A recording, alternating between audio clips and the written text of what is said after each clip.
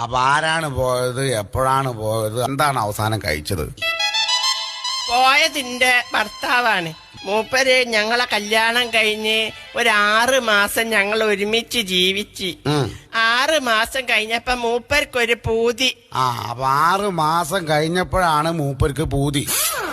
Gulf പോവാൻ. അത് ശരി, ഗൾഫ് പോവാൻ. അങ്ങനെ മൂപ്പരെ പൂതിയല്ലേന്നും വിചാരിച്ചിട്ട് ഞാൻ എന്റെ പണ്ടങ്ങളെ മുഴുവൻ വിറ്റിട്ട് ഇയാളെ ഗൾഫിലേക്ക് പറഞ്ഞയച്ച്.